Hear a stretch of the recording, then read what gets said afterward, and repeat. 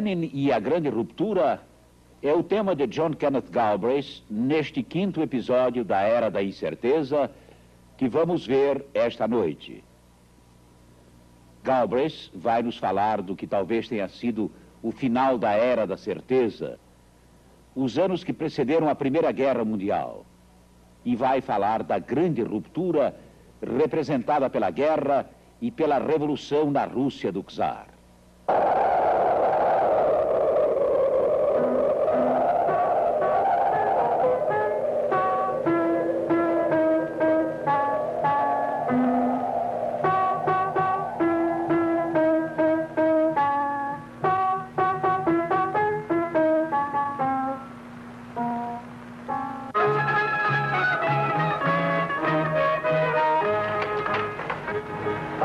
Acredito que as pessoas de minha geração sempre verão a Segunda Guerra Mundial como a mais importante linha divisória da era moderna em termos de mudança.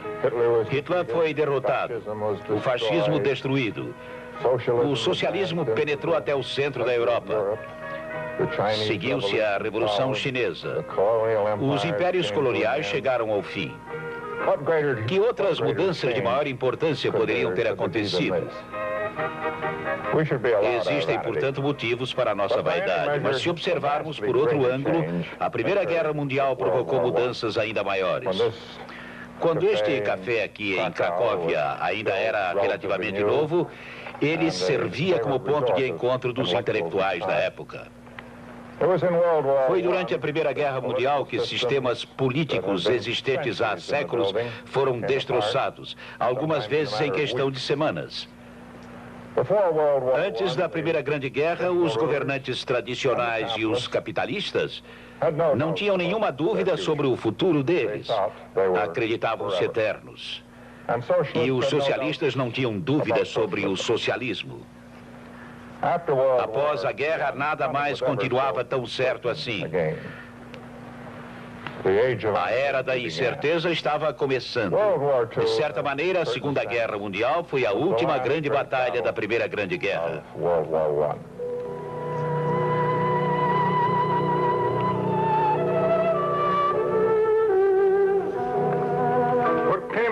Toda uma estrutura social e política já estava em crise profunda na Primeira Guerra Mundial. Aqui na Polônia, bem como em todos os outros países da Europa Oriental, as terras ainda eram a fonte principal de poder. As tradicionais famílias proprietárias de terras eram politicamente dominantes. Reis e imperadores ainda governavam. O capitalismo e os capitalistas constituíam ainda uma força secundária. A estrutura de poder vigente na época estava dividida entre antigos governantes e donos de terra de um lado e do outro, os novos capitalistas, os homens de negócios. Nos países industriais, exceto a Grã-Bretanha, os fazendeiros e os camponeses eram rivais e geralmente excediam os operários em número. Cracóvia e toda esta parte da Polônia ainda pertenciam ao Império Austro-Húngaro. O Império Russo começava a alguns quilômetros dali.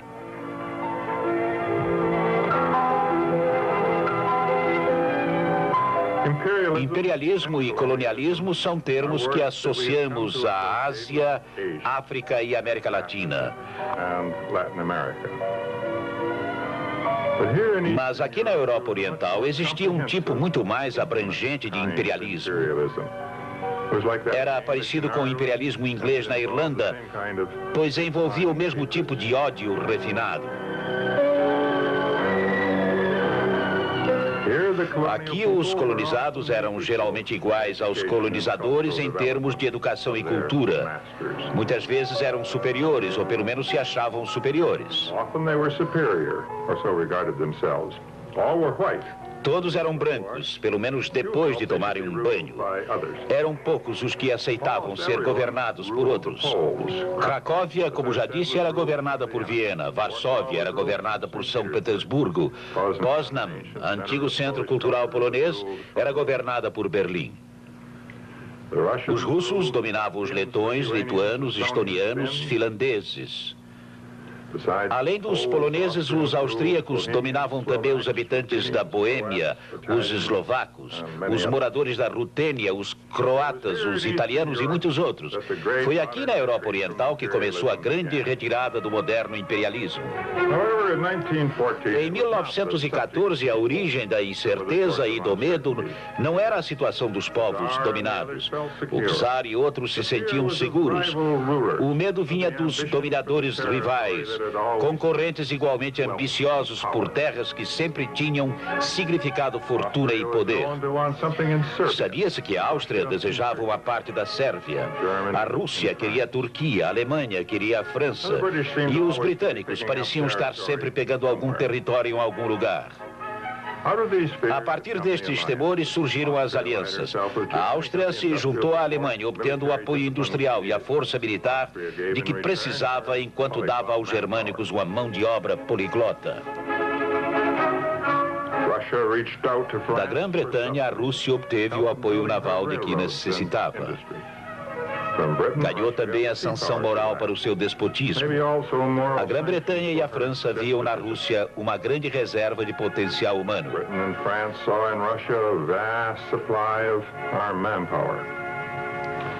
Isso fez com que muitos chamassem de rolo compressor o poderio russo no início da Primeira Guerra. Um rolo compressor que acabaria rolando principalmente sobre a própria Rússia. Creio que nenhum tema histórico tenha sido tão debatido como as causas da Primeira Guerra Mundial. Talvez grandes acontecimentos tenham tido causas simples. Lloyd George achava que as grandes potências às vezes tropeçam e caem na guerra. A rivalidade, a competição por mercados europeus e estrangeiros entre o capitalismo alemão e o britânico é quase invariavelmente citada e aceita pelos estudiosos dotados de sensibilidade razoavelmente sutil, embora outras competições semelhantes não pareçam causar tantos problemas atualmente. Existe uma explicação melhor. Desde os primórdios da experiência histórica, terras e homens constituíram a base das riquezas principescas e do poder. O que determinava a fortuna de um príncipe ou de um governante era a extensão e a qualidade de suas terras. E eram a extensão e a qualidade das terras que determinavam o número e talvez também a qualidade dos soldados sob seu comando. E daí a sua riqueza, e daí o seu poderio militar, e daí a importância territorial, a ambição territorial.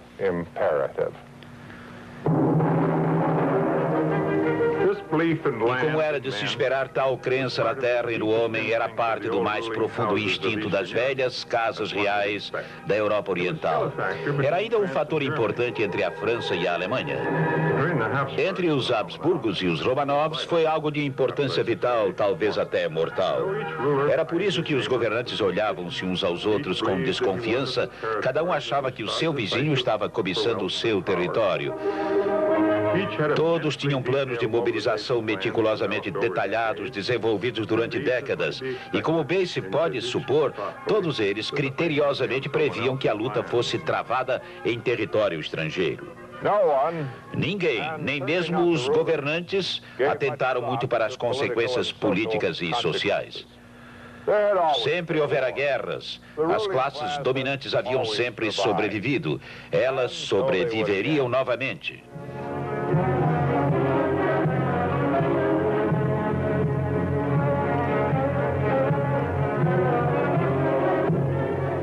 O corneteiro ainda relembra em Cracóvia a batalha da Europa cristã contra o invasor tártaro. E aquele foi um jogo de guerra extremamente simples comparado ao conflito de 1914. A mobilização, como acabei de dizer, previa a intenção de tomar posição no território de terceiros. Os outros países sabiam de tal intenção. Sua reação foi a de se mobilizarem também como medida de precaução.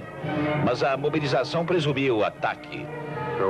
E assim, iniciada a mobilização, todos se tornavam agressores. Tudo corria o risco de ficar fora de controle. Os que conseguiram mobilizar mais rapidamente foram os primeiros a atacar. Os que eram atacados se defendiam, conclamavam seus aliados a atacarem.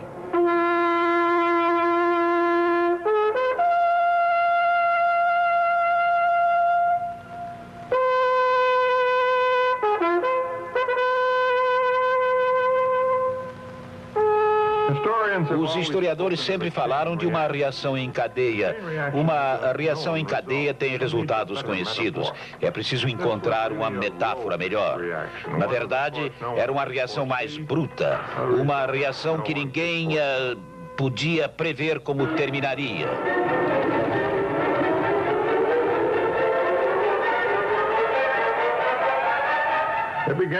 E ela começou com o grosseiro atentado contra o arquiduque da Áustria, que por acaso deu certo. Após os tiros disparados em Sarajevo, a reação se desencadeou. A Áustria deu um ultimato à Sérvia, acusada pelo assassinato. A Rússia apoiou seus amigos da Sérvia. A Alemanha, aliada da Áustria, ameaçou a Rússia. A Grã-Bretanha e a França, aliadas da Rússia, tiveram que advertir a Alemanha. A Alemanha declarou então guerra à Rússia. A França deu um ultimato à Bélgica. A Grã-Bretanha declarou guerra à Alemanha. A França declarou guerra à Áustria e a Grã-Bretanha seguiu o exemplo francês. A Áustria declarou guerra à Bélgica, que a Alemanha já havia ocupado extraoficialmente. Montenegro, que não era exatamente uma potência mundial, juntou-se aos aliados contra a Áustria. Mais tarde, os turcos se aliaram aos regimes da Europa Central contra a Rússia. O Japão juntou-se aos aliados, anexando possessões alemãs na China. Os japoneses, com uma sabedoria milenar, se limitaram a olhar o conflito. Era uma boa ideia de como ir à guerra sem lutar. A vida tinha sido maravilhosa para a antiga classe dominante, a aristocracia rural e os capitalistas. Eles tinham poder, prestígio, riqueza e segurança. Poderia alguém pensar que estes privilégios sobreviveriam ao conflito? Como veremos em seguida, ninguém pensou nessa possibilidade. Embora os governantes não houvessem considerado as consequências sociais da guerra, os trabalhadores haviam pensado nisso. Os seus líderes não eram assim tão avessos ao esforço mental e haviam pensado muito sobre o que uma guerra significava para o proletariado. Os trabalhadores descobriram que eles seriam as vítimas naturais da guerra. Por isso, começaram a pensar em sua própria sobrevivência. Eles se uniriam por cima das fronteiras geográficas para se protegerem. Unidos, os trabalhadores usariam seu poderio parlamentar para se opor aos créditos e ao dinheiro para a guerra. A mobilização bélica seria paralisada, se necessário, com greves. Em último caso, a arma final seria usada, a greve geral. Cessaria toda a produção, toda a vida econômica seria suspensa. Os belicistas seriam derrotados pela força maciça de seus próprios operários. Isso não ocorreu. Democratas sociais alemães eram o modelo universal do partido do proletariado. Na hora do perigo, disse o seu líder, quando chegar a hora não abandonaremos nossa terra natal. Eles votaram a favor dos créditos para a guerra. O mesmo aconteceu em Viena. E também com os socialistas franceses. O governo francês tinha um plano abrangente para o protesto dos prussianos. Prisão dos líderes grevistas, mobilização dos arruaceiros. E para a grande tristeza de alguns de seus idealizadores, o plano teve que ser engavetado. Não era necessário. Na Grã-Bretanha, apesar do apelo ao recrutamento militar, não havia alistamento compulsório. Apesar disso, havia um enorme fluxo de voluntários. A única resistência partiu de um punhado de socialistas e pacifistas. O mais eminente deles foi Ramsay MacDonald. Seu gesto foi um ato intrépido. Muitos chegaram a achar que isso havia curado para sempre dessa tendência. Na Rússia, os bolcheviques, membros da Duma, o parlamento russo, se opuseram à guerra. Mas eles eram poucos e foram expulsos em pouco tempo. E na Rússia, os trabalhadores não contavam muito de qualquer maneira. Era o campesinato que contava. E quando seus senhores tradicionais falavam, eles continuavam obedecendo. Tais acontecimentos, entretanto, tinham especial interesse para um eminente habitante da Polônia, Vladimir Ilyich Ulyanov, conhecido como Lenin. Ele morava aqui em Cracóvia, o local mais próximo à fronteira russa a que ele tinha acesso. Após ter estado na cadeia e cumprido uma pena de 3 anos na Sibéria, estivera exilado desde o início do século, com exceção de alguns poucos meses em 1905. E como Cracóvia estava próximo à fronteira russa, os revolucionários iam e vinham constantemente, muitos deles para visitar Lenin, que já naquela época era um revolucionário famoso, mas ilegal, embora a ilegalidade fosse um modo de vida rotineiro para estes senhores.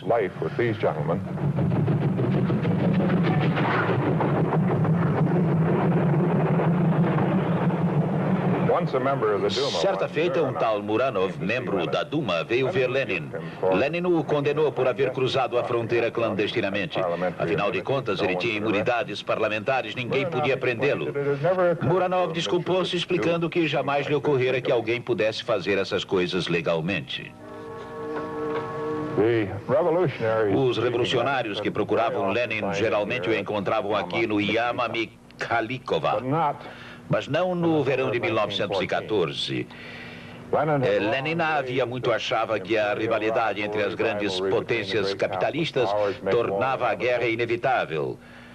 Mas, como todos os outros, não podia pensar que tal guerra estivesse iminente naqueles meses de verão.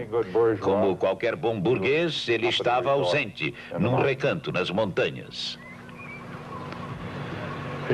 Encontrava-se em Koronin, nas montanhas Tatra, perto da estação polonesa de esqui chamada Zakopane.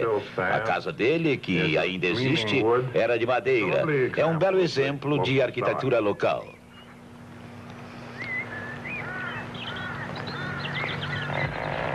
Lenin fazia 44 anos naquele verão. Como Marx e Engels e como todos os revolucionários em geral, ele pertencia à classe média. Seu pai fora professor primário e superintendente da escola. A revolução corria no sangue da família. O irmão mais velho de Lenin havia se envolvido num complô para matar o czar Alexandre III. Recusara-se a pedir perdão. O czar havia expressado calorosa admiração pelo rapaz após havê-lo mandado enforcar.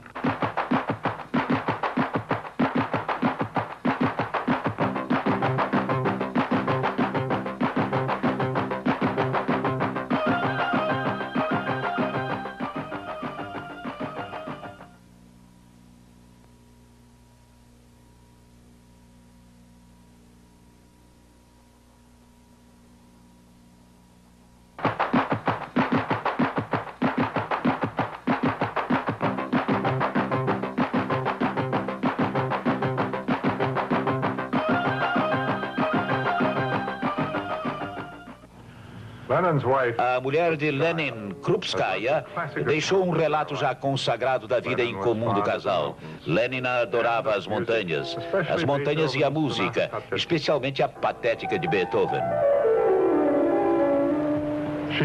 Ela deixou um relato sobre aquele verão quando eclodiu a guerra. O ar era maravilhoso e, apesar dos frequentes nevoeiros da garoa, a vista das montanhas, nos momentos em que tudo clareava, era muito linda. Passeávamos bastante, visitamos o Chernistav, um lago nas montanhas de beleza fora do comum, e outros locais nas montanhas.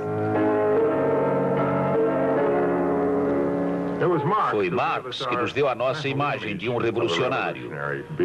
Barba, cabelo despenteado, mal vestido, mal alimentado. Lenin era limpo, bem vestido, conservador. Parecia mais um contador diplomado. A sua chama revolucionária estava na intensidade de seus propósitos e nos seus discursos. Há cerca de uns 15 anos fui visitado em Cambridge por um historiador soviético. Era um homem idoso que servira na cavalaria de Budenin durante a Revolução. Ele conhecera Lenin. Lenin, para seu grande orgulho, lhe havia dito que ele era o único caso conhecido de um membro de cavalaria dotado de inteligência. Perguntei-lhe se poderia descrever os líderes revolucionários, como se lembrava deles, como os havia visto, e ele, sorrindo, me disse: bem, quando Trotsky falava, nós ficávamos em transe, mas quando Lenin falava, nós marchávamos. Lenin era discípulo de Marx, não seu escravo. Em assuntos importantes, ele suplantava seu mestre. Numa de suas mais notáveis observações sobre a Revolução, Lenin disse: a meta não é atingir uma unidade indiscriminada, mas sim uma unidade em prol da impiedosa luta revolucionária do proletariado contra a classe governante. Essa sua convicção foi confirmada quando os partidos trabalhistas da Alemanha e da França votaram a favor da guerra. Anteriormente, todos aqueles favoráveis ao socialismo e ao triunfo das massas eram chamados de sociais-democratas. Depois disso, com Lenin na liderança, os realmente comprometidos passaram a ser denominados de comunistas. E, embora relutando, Lenin discordou de Marx sobre o papel dos camponeses na Revolução. Tratava-se de uma questão eminentemente prática. Lenin era russo e a Rússia era um país agrícola. Em 1890, quando Lenin estava se iniciando nas ideias de Marx, existiam apenas 2,5 milhões de operários em todo o Império Russo.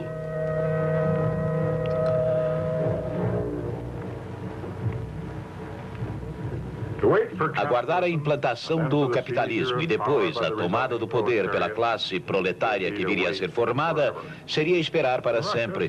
Na Rússia, alguns camponeses possuíam terras, mas a maioria queria mais. Acreditavam que, por uma questão de direito tradicional, eram eles os verdadeiros donos das terras. Marx preferiria que primeiro o capitalismo salvasse esses camponeses da idiotice da vida rural, para usar suas palavras. Lenin achava muito mais prático prometer-lhe terras, e foi isso que ele fez. Tudo isso era para o futuro. Os canhões de agosto trouxeram ainda outros problemas práticos para Lenin, na forma de ação policial. Anteriormente, ele havia sido um espinho cravado no Império Czarista. Agora, supunha-se que ele fosse um patriota russo, talvez um espião. Foi preso e o oficial encarregado de efetuar a prisão confiscou um livro de anotações que continha várias colunas de números. Talvez os números fossem códigos. Na verdade, eram dados estatísticos sobre a agricultura. Um oficial que acompanhava a diligência ridicularizou aquela preocupação policial. Sugeriu que talvez um pote de creme que encontraram aqui no quarto de Lenin fosse uma bomba.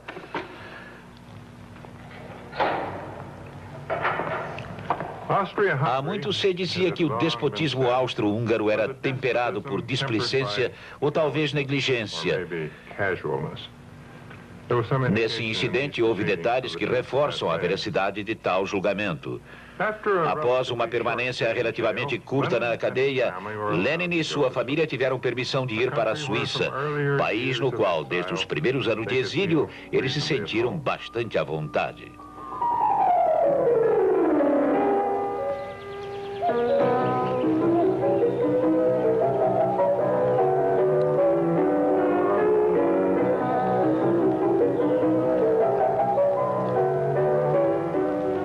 Enquanto isso, os camponeses e membros de todos os grupos étnicos dissidentes recebiam armas e eram convocados para o exército imperial. Hoje, esta decisão é considerada um ato de máxima estupidez. Para onde poderiam tais armas apontar caso as coisas ficassem fora de controle? A estupidez é uma força atuante nos assuntos humanos que não deve ser negligenciada. Um fator reconhecido por todos aqueles com alguma experiência em assuntos militares. E foi uma força especialmente poderosa durante a Primeira Grande Guerra. O posto militar, assim como a influência política, era hereditário. Os generais eram escolhidos por motivos de família, de idade, de estilo militar ou sua habilidade de cavaleiros. Não pela inteligência. Como ocorre mais frequentemente do que imaginamos, o homem inteligente era conhecido por sua insistência em fazer perguntas, por se tornar inconveniente. Assim, a inteligência era um forte fator de desqualificação. Nesta época, problemas bem anteriores à Primeira Guerra Mundial colocavam questões muito além do alcance dos generais da época.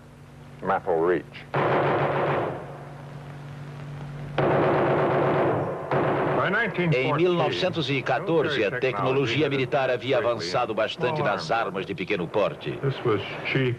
Tratava-se de uma engenharia barata e simples. Seu produto mais nobre era a metralhadora. Uma só metralhadora bem operada valia por uma centena de homens avançando armados de fuzil. Para essa arma, os velhos generais do velho sistema tinham uma única resposta básica: enviar contingentes sempre maiores de homens para avançar contra a metralhadora depois da pesada carga de artilharia. As metralhadoras, em número suficiente, invariavelmente sobreviviam a tal ataque. E os homens que avançavam não sobreviviam. Os líderes políticos, por sua vez, não podiam pensar em coisa melhor do que confiar nos generais. E foi desse misto de circunstâncias banais e mentes simplórias que surgiu a prova suprema do sistema. Os verdadeiros revolucionários eram os generais da França e do Front Oriental.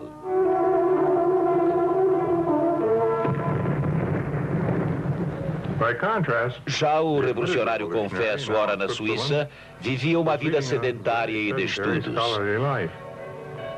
Lenin, em Berna, lia, escrevia suas conferências e esperava. O dinheiro era pouco, embora recebesse algum de sua família e de amigos na Rússia. Tais remessas não eram bem controladas durante aquela guerra, como passaram a ser posteriormente. Não lhe faltavam companheiros.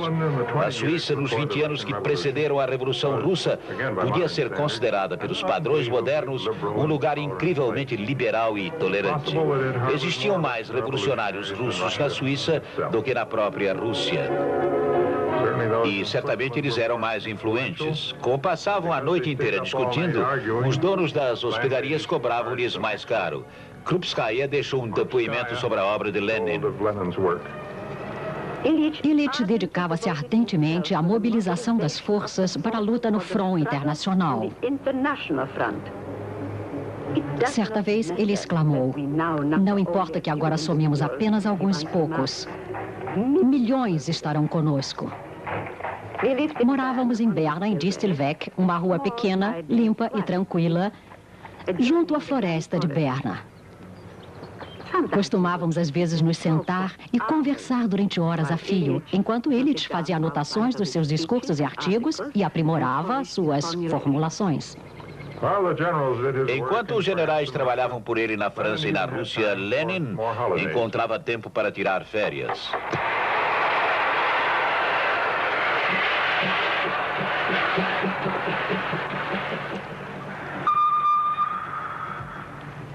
Ele ia para as montanhas como já fizera na Polônia. Descobriu, para sua grande alegria, que os bibliotecários sentiam prazer em lhe enviar os livros de que necessitava. A pessoa mandava um cartão para a biblioteca com o endereço e o pedido de que lhe fosse enviado determinado livro. Não exigiam coisa alguma, nem certificados, nem atestados, nem garantia alguma de que a pessoa não iria enganar a biblioteca, não devolvendo o livro. Um contraste flagrante com a burocracia francesa. Isso permitiu que Ilitch trabalhasse aqui neste local tão remoto. Illich só tinha elogios para a cultura suíça.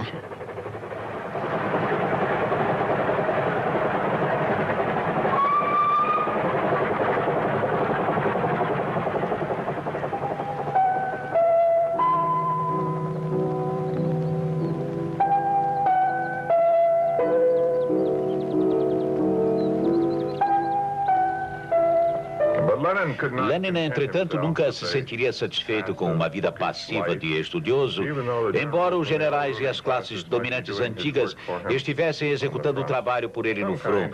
Havia necessidade de alguma ação revolucionária direta. As armas dos revolucionários eram duas, os panfletos e as reuniões. A maior parte das suas famosas reuniões do tempo de guerra foi realizada aqui em Zimmerwald. Hoje, apenas a alguns minutos de Berna. Os que compareciam às reuniões faziam suas refeições aqui neste café, já então muito semelhante ao que é hoje. Qualquer novidade merecia uma reunião. Coisa alguma podia ser realizada sem uma reunião, após o que tudo se tornava possível. Mesmo um executivo de vendas contemporâneo não dependeria tanto de reuniões quanto Lenin e seus colegas. O local de reunião dos participantes dos revolucionários não era aqui neste café, e sim morro acima a alguns poucos quilômetros daqui. Os 38 delegados vindos de 11 países diferentes saíram de Berna a cavalo.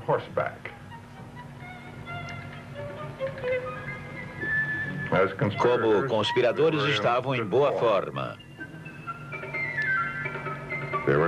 Não lhes foi revelado o destino, embora muitos tivessem feito perguntas. De acordo com os habitantes da região, eles se diziam ornitólogos, observadores de pássaros.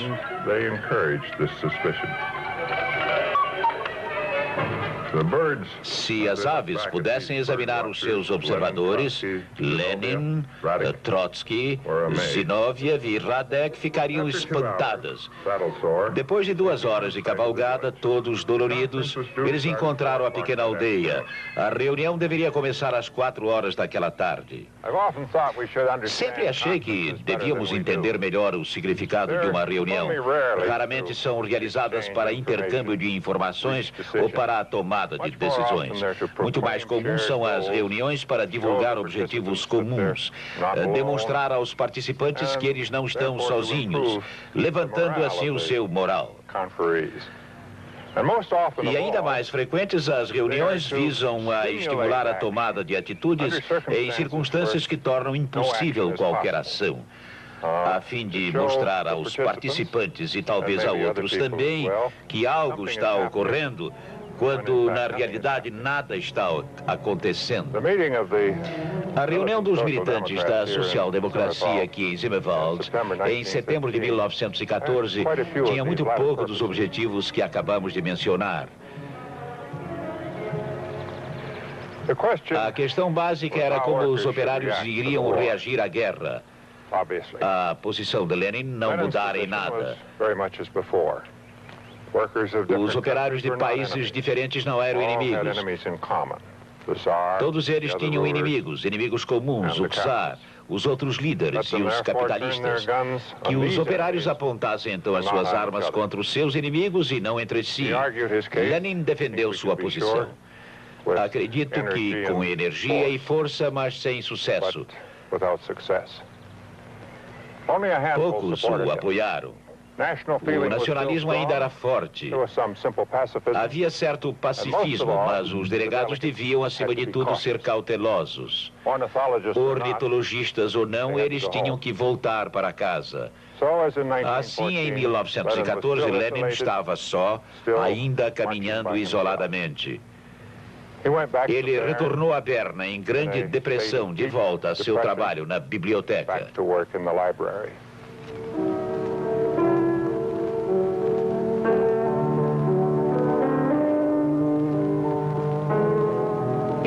Durante o outono de 1915, frequentávamos ativamente as bibliotecas como nunca havíamos feito antes.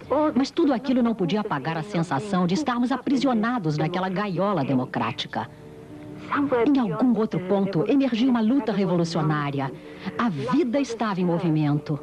Mas era tudo tão longe de nós. A questão do imperialismo, sua essência econômica, a exploração das colônias, cresceu de importância. E foi sobre essas questões que Illich trabalhou durante o final de 1915 e durante 1916, colhendo material para seu panfleto Imperialismo, o estágio superior do capitalismo. A teoria de Lenin sobre o imperialismo era talvez sua mais atraente contribuição ao pensamento revolucionário. Não se trata de um documento que causasse impacto.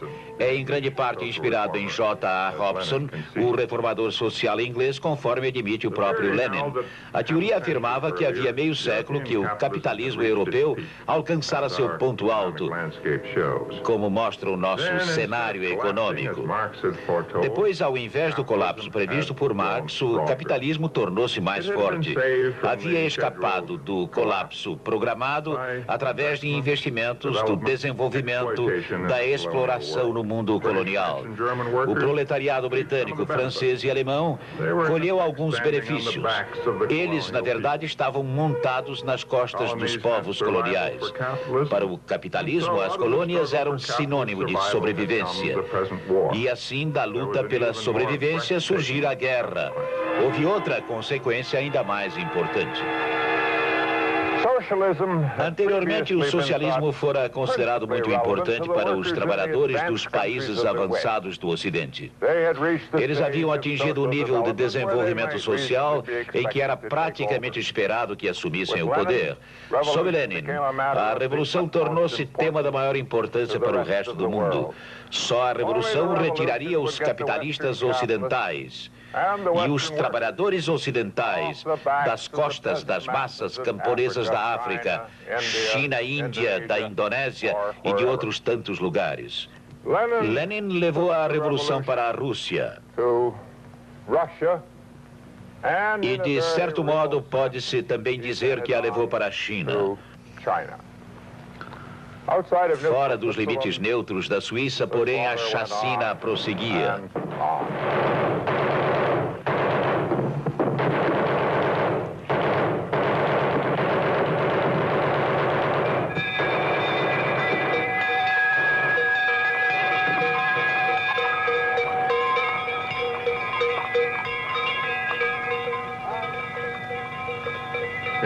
Em junho de 1916, o ano da maior carnificina do mundo ocidental, Lenin acabou de escrever o seu imperialismo. Em abril, ele descobriu que era a hora de usar a sua segunda arma, as reuniões. Desta vez, eles se reuniram em Quientalo, um lugar mais remoto. Os operários ainda precisavam ser convencidos a apontar suas armas contra as classes dominantes. Mas Lenin era agora apoiado por 12 e não mais por 8 delegados. Um ganho modesto, porém significativo. Foi aprovado um manifesto bem audacioso. Lenin e sua mulher se sentiram encorajados. Ou, quem sabe, assoviavam para manter alto seu moral. Eis o trecho-chave da resolução. É óbvio que a ação revolucionária das massas durante a guerra só pode levar à transformação dessa guerra imperialista numa guerra civil a favor do socialismo. A luta por uma paz duradoura só poderá tomar a forma de uma luta pela vitória do socialismo.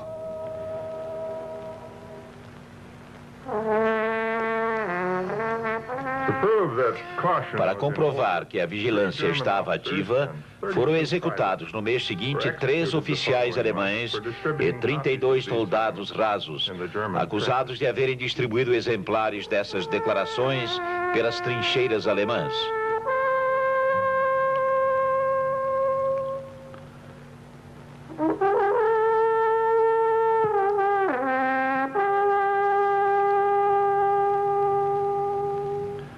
O primeiro apelo claro ao rei e à pátria havia desaparecido. Pessoa alguma teria mais dúvidas sobre o que era uma guerra, mas a minoria dissidente ainda era muito pequena.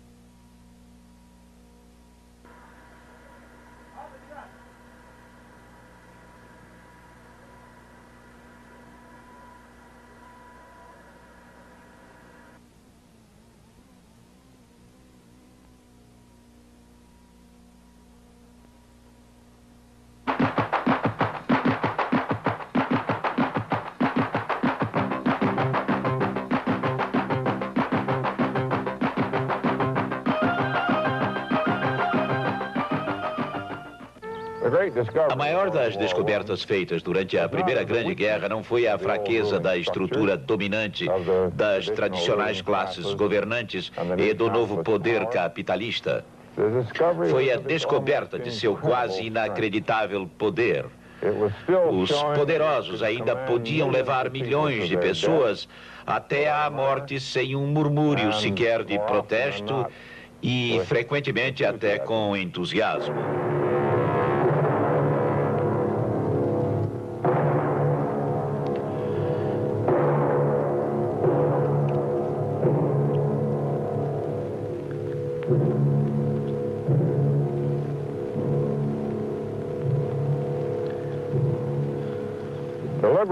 A libertação total da França custou em 1944 a todos os aliados cerca de 40.000 vidas. Aqui neste campo, as baixas inglesas e francesas em 1916 foram estimadas em 200.000. Em Verdun, naquele mesmo ano, 270.000 soldados franceses e alemães foram mortos.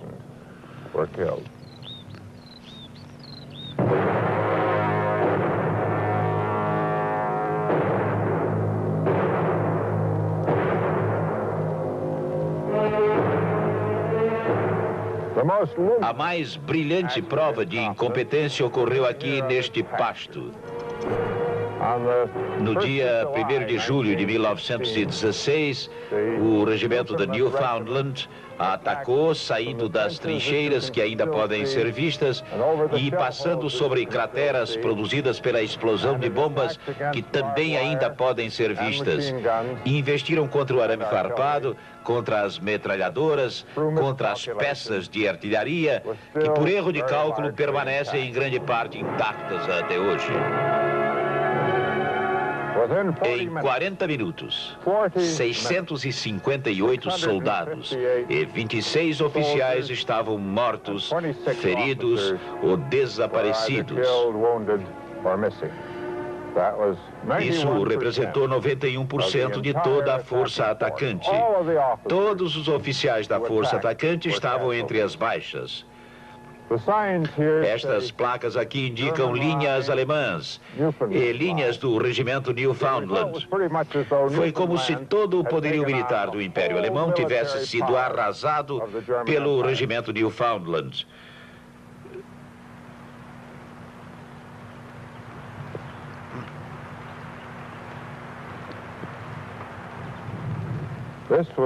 Foi esta a prova, e pelo menos no início não houve tentativa alguma de disfarçar a natureza da guerra.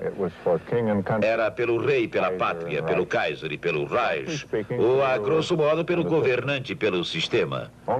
Só depois que os Estados Unidos entraram na guerra é que descobrimos a nossa capacidade para justificar moralmente os nossos atos. A guerra então passou a ser um instrumento para tornar o mundo seguro para a democracia. Para manter isso bem vivo na mente de seus subordinados, os dirigentes e seus herdeiros apareciam de vez em quando nas trincheiras em dias calmos. Os homens tinham uma percepção muito mais acurada do sistema do que os seus próprios superiores. Aceitava-se como ponto pacífico na Primeira Guerra que os soldados fossem levados até a morte por seus chefes, oficiais que haviam ocupado seus postos por questões de hierarquia ou de status social mais alto.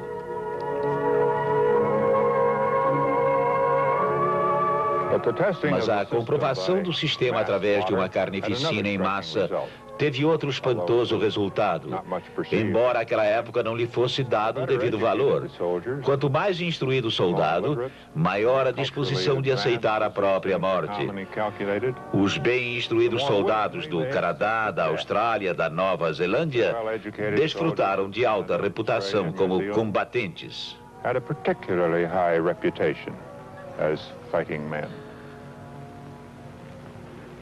Da mesma maneira, quanto mais madura a sociedade capitalista, melhor combatiam seus homens. O proletariado industrial da Alemanha e da Inglaterra era da máxima confiança, algo muito desagradável para Lenin.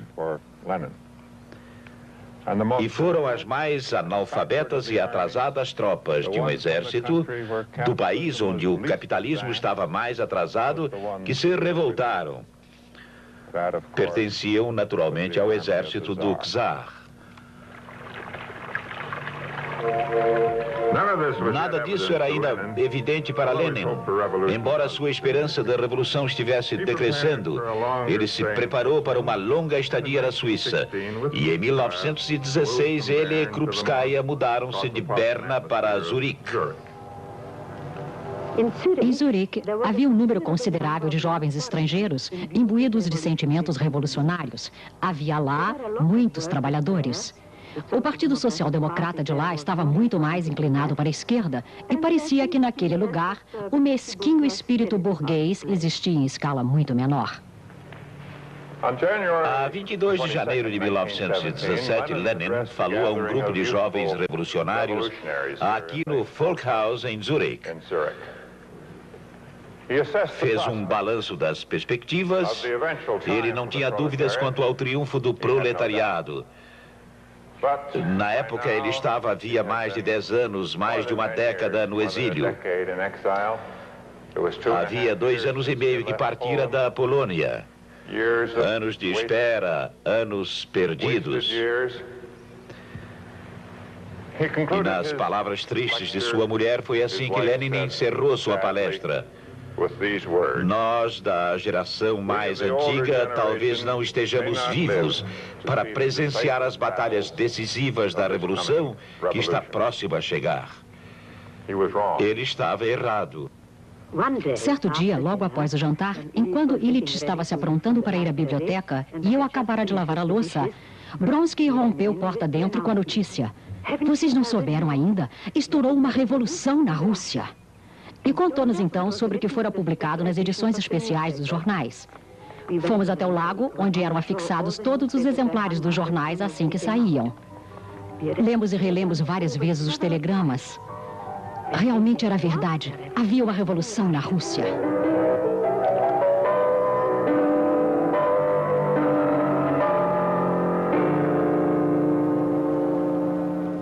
Nos dias seguintes, Lenin estava desesperado. Como poderiam ele e seus companheiros chegar à Rússia? Por avião, e isso foi sugerido apenas como um sonho. Fugir pela França? Os franceses certamente não iriam considerar Lenin uma presença conveniente em Petrogrado. Provavelmente acabariam por fazê-lo prisioneiro. Passar pela Alemanha implicaria o risco de ser tomado por agente alemão. Mas era essa a única saída.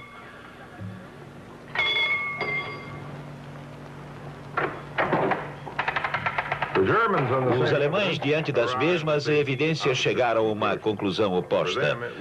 Para eles, seria excelente que Lenin estivesse na Rússia. Um inspirado criador de casos, um socialista suíço, Fritz Platten, finalmente resolveu a questão. Lenin e cerca de 20 companheiros seus iriam atravessar a Alemanha. Seria um trem extraterritorial, um trem não alemão. Está aí um conceito de difícil compreensão. Melhor e mais fácil falar em um trem lacrado. Sempre se imaginou que os alemães queriam ficar protegidos da infecção leninista. Eles não estavam tão apavorados assim. Era Lenin quem queria diminuir ao máximo qualquer contato seu com os alemães.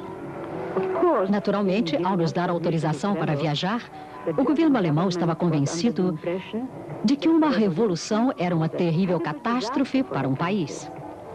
Achava que ao permitir que imigrantes de várias nacionalidades atravessassem sua terra natal, iria fazer com que tal catástrofe se alastrasse apenas pela Rússia.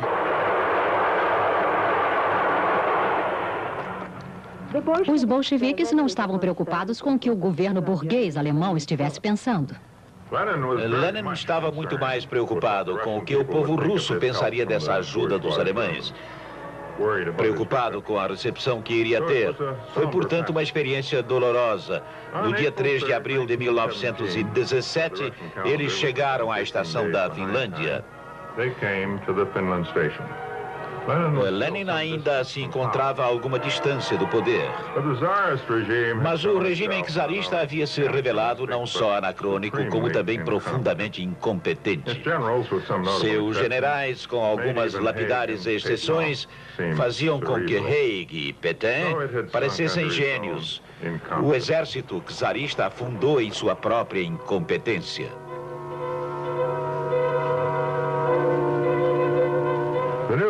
O novo governo de Alexander Kerensky, se é que podia ser denominado de governo, estava sossobrando. Por volta do outono, o poder estava ali para ser tomado. Mais uma vez, a revolução estava arrombando uma porta já podre. Para a tomada do poder, os disciplinados, adeptos e o pequeno proletariado russo souberam seguir Lenin. No final, a resistência não foi muito grande. Houve muita excitação, mas pouco derramamento de sangue.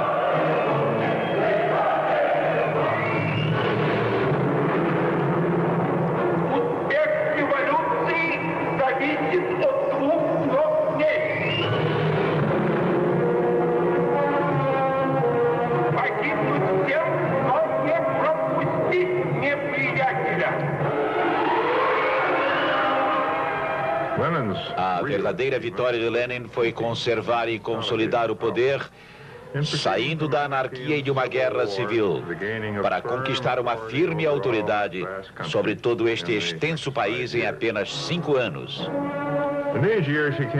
Nesse período, Lenin pôde ver e refletir sobre seus erros de avaliação. Terminemos com o capitalismo, dissera ele, e todo o resto será uma tarefa de administradores. A administração socialista, entretanto, revelou-se burocrática e incompetente. Lenin acabou admitindo que todo o nosso aparato é muito ruim e acrescentou que a primeira máquina a vapor também não prestava. Em 1921, com a nova política econômica, ele recuou por um breve período, recorrendo ao capitalismo como solução para o problema administrativo. Coube a Stalin, com toda a sua força e violência, concluir a implantação do socialismo. Não havia mais dúvidas de que a antiga ordem já não mais existia na Rússia. Desapareceram os antigos governantes, os velhos aristocratas proprietários de terras, todos os novos capitalistas. Mas também em outros lugares era grande a mudança. Nos países da Europa Ocidental, a coalizão entre capitalistas e as classes tradicionalmente dominantes acabara para sempre, e com elas as velhas certezas.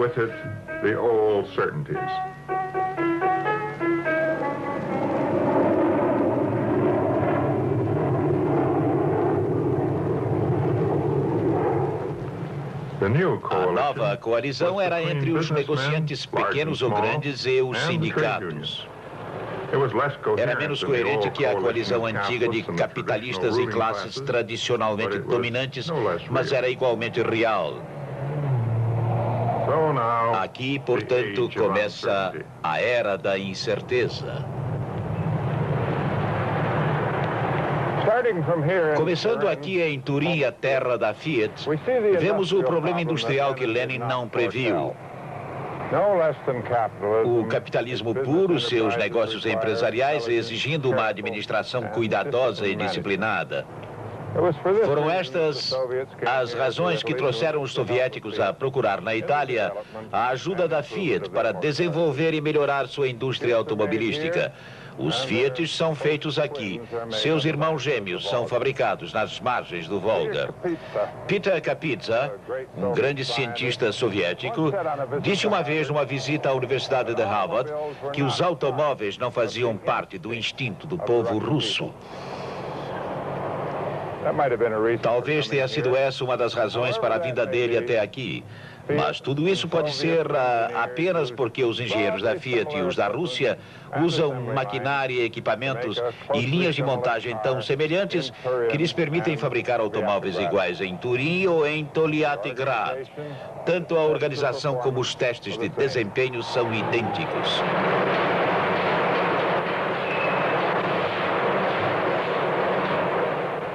É para as grandes firmas modernas que convergem atualmente o capitalismo e o comunismo. E isso exerce efeitos ainda mais profundos sobre a distribuição do poder em todos os países industriais. A empresa emprega trabalhadores e operários. Possui também um grande aparato técnico, científico e administrativo. Sustenta um grande número de pequenas firmas, que são seus fornecedores, que vendem seus produtos. Precisam de um amplo serviço social, um grande sistema educacional. Todos esses conglomerados desejam ter uma voz junto ao governo. Nenhum deles quer entregar todo o poder exclusivamente ao proletariado. E isso explica, em parte, a aparição da dissidência intelectual na Rússia. E explica por que os comunistas italianos, rompendo com Moscou, admitem que não mais esperam alcançar o monopólio do poder. Eis aí outro problema para Lenin. Mas Lenin, como já vimos, era também um político bastante prático. Teria percebido como o poder, desde a sua época, vem se espalhando pelos novos grupos. E teria visto a impossibilidade de ser ele capturado e monopolizado por quem quer que seja. Poderia muito bem haver outro panfleto. De qualquer maneira, a ditadura do proletariado, assim como tantas outras coisas, rendeu-se agora à tirania das circunstâncias. Na próxima semana, Galbraith vai tratar de outro tema fascinante, a ascensão e a queda do dinheiro. Para dar a sua visão pessoal desse tema, ele seleciona momentos críticos da história do dinheiro, do uso e do abuso que os homens têm feito dele e de suas tentativas de controlá-lo do século XVI até quase os nossos dias. Até a próxima segunda-feira.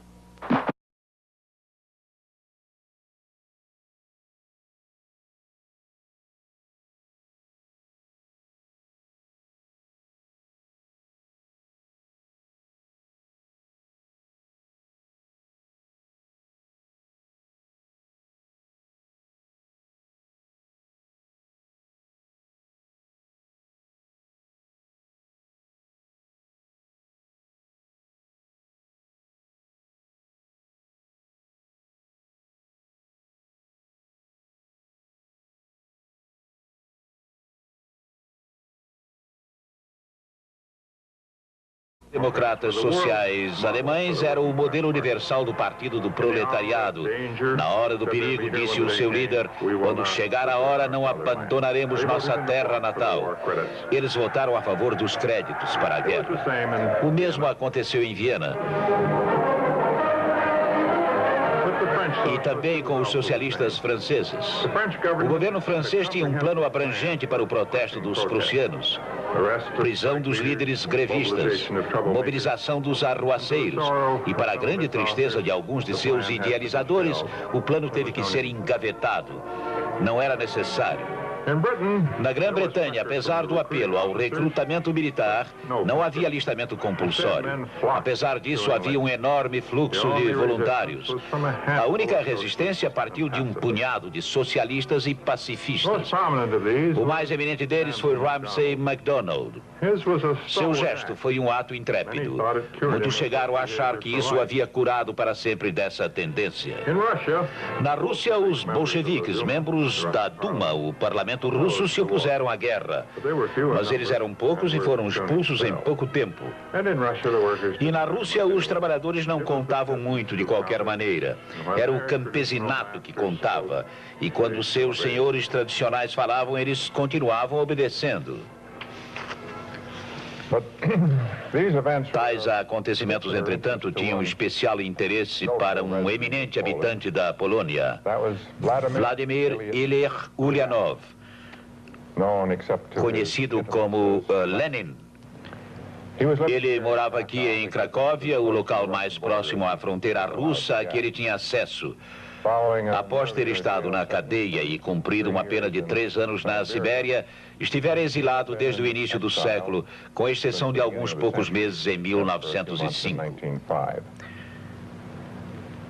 E como Cracóvia estava próximo à fronteira russa, os revolucionários iam e vinham constantemente, muitos deles para visitar Lenin, que já naquela época era um revolucionário famoso, mas ilegal, embora a ilegalidade fosse um modo de vida rotineiro para estes senhores.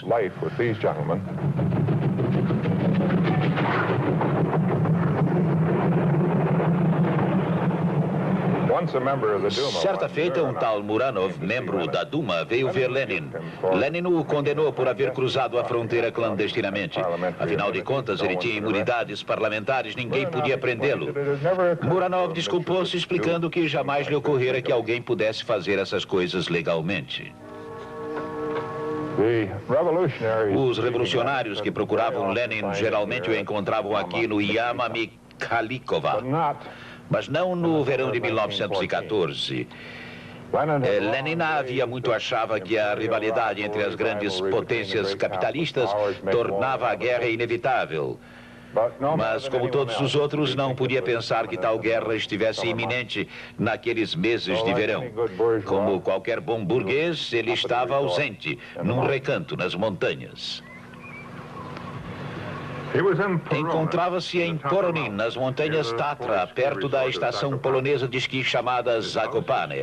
A casa dele, que ainda existe, era de madeira. É um belo exemplo de arquitetura local.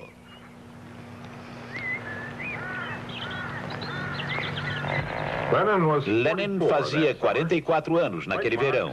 Como Marx e Engels e como todos os revolucionários em geral, ele pertencia à classe média. Seu pai fora professor primário e superintendente da escola. A revolução corria no sangue da família. O irmão mais velho de Lenin havia se envolvido num complô para matar o czar Alexandre III. Recusara-se a pedir perdão. O czar havia expressado calorosa admiração pelo rapaz após havê-lo mandado enforcar.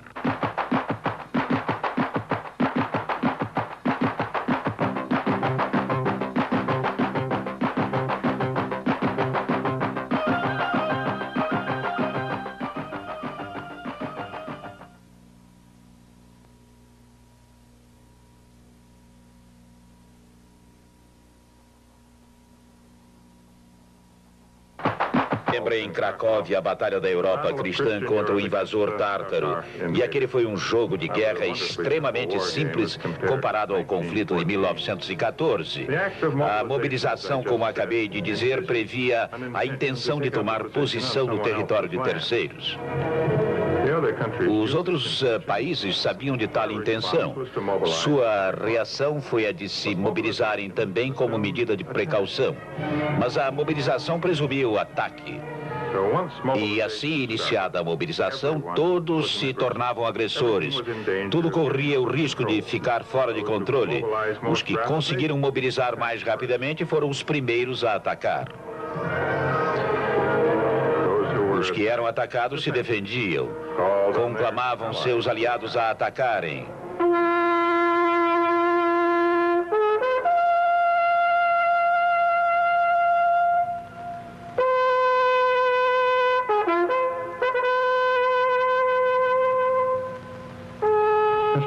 Os historiadores sempre falaram de uma reação em cadeia. Uma reação em cadeia tem resultados conhecidos. É preciso encontrar uma metáfora melhor. Na verdade, era uma reação mais bruta. Uma reação que ninguém podia prever como terminaria.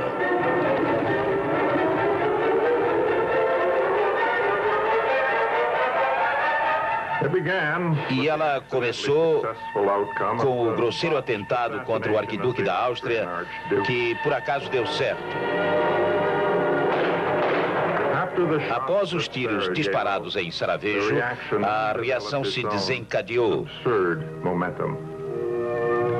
A Áustria deu um ultimato à Sérvia, acusada pelo assassinato. A Rússia apoiou seus amigos da Sérvia. A Alemanha, aliada da Áustria, ameaçou a Rússia. A Grã-Bretanha e a França, aliadas da Rússia, tiveram que advertir a Alemanha. A Alemanha declarou então guerra à Rússia. A França deu um ultimato à Bélgica. A Grã-Bretanha declarou guerra à Alemanha. A França declarou guerra à Áustria e a Grã-Bretanha seguiu o exemplo francês. A Áustria declarou guerra à Bélgica, que a Alemanha já havia ocupado extraoficialmente. Montenegro, que não era exatamente uma potência mundial, juntou-se aos aliados contra a Áustria. Mais tarde, os turcos se aliaram aos regimes da Europa Central contra a Rússia. O Japão juntou-se aos aliados, anexando possessões alemãs na China. Os japoneses, com uma sabedoria milenar, se limitaram a olhar o conflito. Era uma boa ideia de como ir à guerra sem lutar. A vida tinha sido maravilhosa para a antiga classe dominante, a aristocracia rural e os capitalistas. Eles tinham poder, prestígio, riqueza e segurança. Poderia alguém pensar que estes privilégios sobreviveriam ao conflito? Como veremos em seguida, ninguém pensou nessa possibilidade. Embora os governantes não houvessem considerado as consequências sociais da guerra, os trabalhadores haviam pensado nisso. Os seus líderes não eram assim tão avessos ao esforço mental e haviam pensado muito sobre o que uma guerra significava para o proletariado.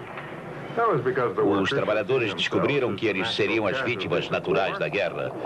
Por isso, começaram a pensar em sua própria sobrevivência. Eles se uniriam por cima das fronteiras geográficas para se protegerem. Unidos, os trabalhadores usariam o seu poderio parlamentar para se opor aos créditos e ao dinheiro para a guerra. A mobilização bélica seria paralisada, se necessário, com greves. Em último caso, a arma final seria usada, a greve geral. Cessaria toda a produção, toda a vida econômica seria suspensa. Os belicistas seriam derrotados pela força maciça de seus próprios operários. Isso não ocorreu.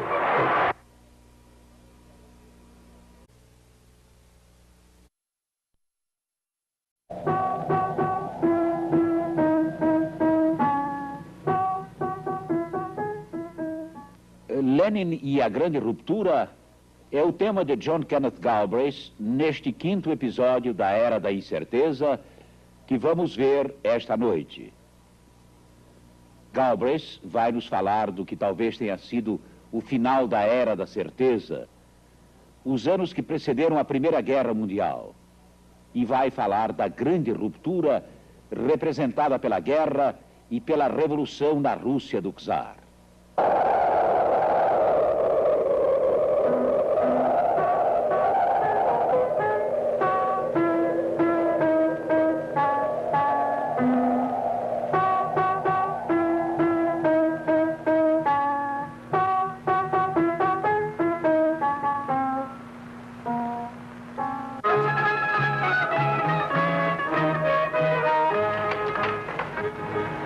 Acredito que as pessoas de minha geração sempre verão a Segunda Guerra Mundial como a mais importante linha divisória da era moderna em termos de mudança.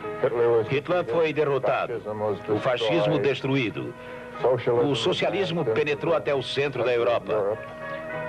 Seguiu-se a Revolução Chinesa. Os impérios coloniais chegaram ao fim. Que outras mudanças de maior importância poderiam ter acontecido? Existem, portanto, motivos para a nossa vaidade, mas se observarmos por outro ângulo, a Primeira Guerra Mundial provocou mudanças ainda maiores. Quando este café aqui em Cracóvia ainda era relativamente novo, ele servia como ponto de encontro dos intelectuais da época. Foi durante a Primeira Guerra Mundial que sistemas políticos existentes há séculos foram destroçados, algumas vezes em questão de semanas. Antes da Primeira Grande Guerra, os governantes tradicionais e os capitalistas não tinham nenhuma dúvida sobre o futuro deles. Acreditavam-se eternos. E os socialistas não tinham dúvida sobre o socialismo. Após a guerra, nada mais continuava tão certo assim. A era da incerteza estava começando. De certa maneira, a Segunda Guerra Mundial foi a última grande batalha da Primeira Grande Guerra.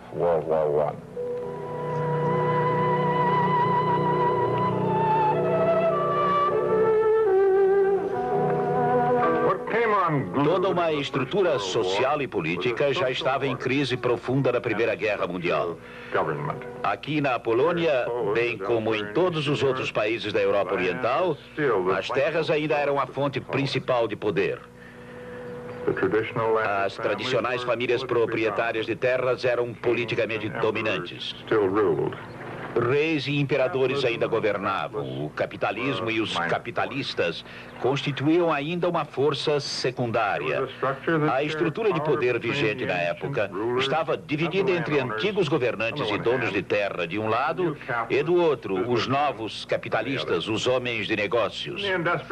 Nos países industriais, exceto a Grã-Bretanha, os fazendeiros e os camponeses eram rivais e geralmente excediam os operários em número. Cracóvia e toda esta parte da Polônia ainda pertenciam ao Império Austro-Húngaro. O Império Russo começava a alguns quilômetros dali.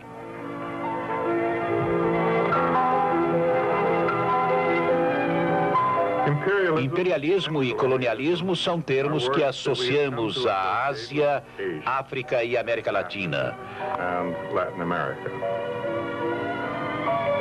Mas aqui na Europa Oriental existia um tipo muito mais abrangente de imperialismo.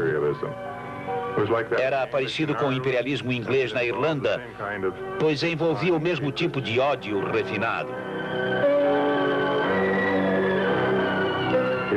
Aqui os colonizados eram geralmente iguais aos colonizadores em termos de educação e cultura.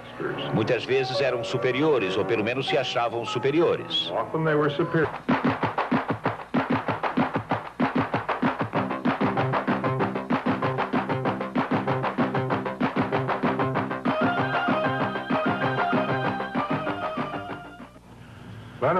A mulher de Lenin, Krupskaya, deixou um relato já consagrado da vida em comum do casal. Lenin adorava as montanhas e a música, especialmente a patética de Beethoven. Ela deixou um relato sobre aquele verão quando eclodiu a guerra. O ar era maravilhoso e, apesar dos frequentes nevoeiros da garoa, a vista das montanhas, nos momentos em que tudo clareava, era muito linda. Passeávamos bastante, visitamos o Chernistav, um lago nas montanhas de beleza fora do comum, e outros locais nas montanhas. Foi Marx que nos deu a nossa imagem de um revolucionário. Barba, cabelo despenteado, mal vestido, mal alimentado. Lenin era limpo, bem vestido, conservador. Parecia mais um contador diplomado. A sua chama revolucionária estava na intensidade de seus propósitos e nos seus discursos. Há cerca de uns 15 anos fui visitado em Cambridge por um historiador soviético. Era um homem idoso que servira na cavalaria de Budenin durante a Revolução. Ele conhecera Lenin. Lenin, para seu grande orgulho, lhe havia dito que ele era o único caso conhecido de um membro de cavalaria dotado de inteligência. Perguntei-lhe se poderia descrever os líderes revolucionários, como se lembrava deles, como os havia visto, e ele, sorrindo, me disse: bem, quando Trotsky falava, nós ficávamos em transe, mas quando Lenin falava, nós marchávamos. Lenin era discípulo de Marx, não seu escravo. Em assuntos importantes, ele suplantava seu mestre. Numa de suas mais notáveis observações sobre a Revolução, Lenin disse: a meta não é atingir uma unidade indiscriminada, mas sim uma unidade em prol da impiedosa luta revolucionária do proletariado contra a classe governante. Essa sua convicção foi confirmada quando os partidos trabalhistas da Alemanha e da França votaram a favor da guerra. Anteriormente, todos aqueles favoráveis ao socialismo e ao triunfo das massas eram chamados de sociais-democratas. Depois disso, com Lenin na liderança, os realmente comprometidos passaram a ser denominados de comunistas. E, embora relutando, Lenin discordou de Marx sobre o papel dos camponeses na Revolução. Tratava-se de uma questão eminentemente prática. Lenin era russo e a Rússia era um país agrícola. Em 1890, quando Lenin estava se iniciando nas ideias de Marx, existiam apenas 2,5 milhões de operários em todo o Império Russo.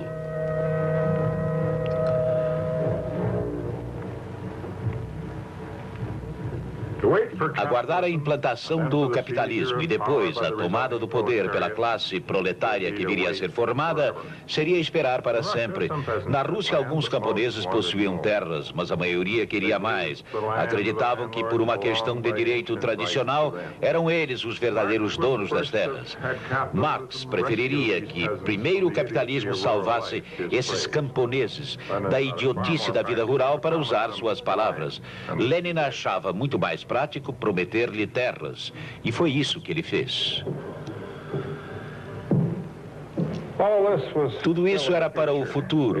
Os canhões de agosto trouxeram ainda outros problemas práticos para Lenin na forma de ação policial. Anteriormente, ele havia sido um espinho cravado no Império Czarista. Agora, supunha-se que ele fosse um patriota russo, talvez um espião. Foi preso e o oficial encarregado de efetuar a prisão confiscou um livro de anotações que continha várias colunas de números. Talvez os números fossem códigos. Na verdade, todos eram brancos, pelo menos depois de tomarem um banho. Eram poucos os que aceitavam ser governados por outros. Cracóvia, como já disse, era governada por Viena. Varsóvia era governada por São Petersburgo. Poznań, antigo centro cultural polonês, era governada por Berlim. Os russos dominavam os letões, lituanos, estonianos, finlandeses. Além dos poloneses, os austríacos dominavam também os habitantes da Boêmia, os eslovacos, os moradores da Rutênia, os croatas, os italianos e muitos outros. Foi aqui na Europa Oriental que começou a grande retirada do moderno imperialismo. Em 1914, a origem da incerteza e do medo não era a situação dos povos dominados. O czar e outros se sentiam seguros. O medo vinha dos dominadores rivais, concorrentes igualmente ambiciosos por terras que sempre tinham significado fortuna e poder. Sabia-se que a Áustria desejava uma parte da Sérvia, a Rússia queria a Turquia, a Alemanha queria a França, e os britânicos pareciam estar sempre pegando algum território em algum lugar. A partir destes temores surgiram as alianças. A Áustria se juntou à Alemanha, obtendo o apoio industrial e a força militar de que precisava, enquanto dava aos germânicos uma mão de obra poliglota. Da Grã-Bretanha, a Rússia obteve o apoio naval de que necessitava. Ganhou também a sanção moral para o seu despotismo. A Grã-Bretanha e a França viam na Rússia uma grande reserva de potencial humano.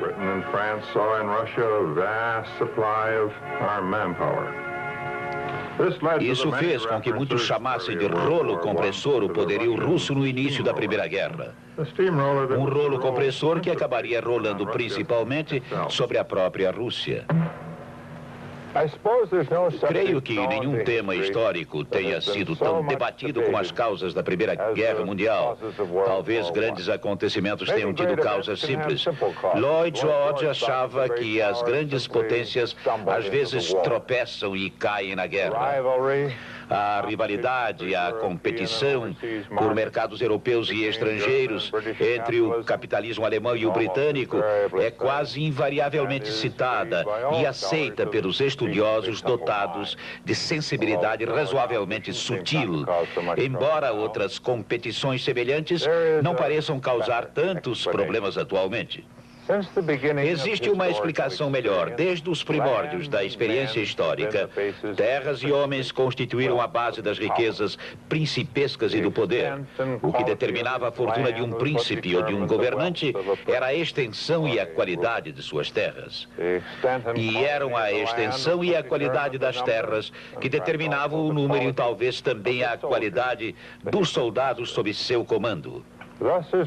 E daí a sua riqueza, e daí o seu poderio militar, e daí a importância territorial, a ambição territorial.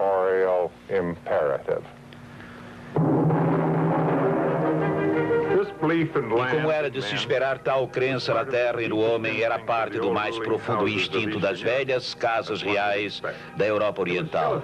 Era ainda um fator importante entre a França e a Alemanha.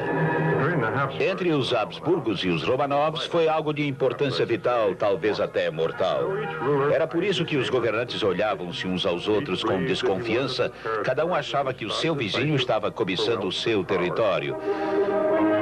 Todos tinham planos de mobilização meticulosamente detalhados, desenvolvidos durante décadas. E como bem se pode supor, todos eles criteriosamente previam que a luta fosse travada em território estrangeiro. Ninguém, nem mesmo os governantes, atentaram muito para as consequências políticas e sociais. Sempre houvera guerras. As classes dominantes haviam sempre sobrevivido. Elas sobreviveriam novamente.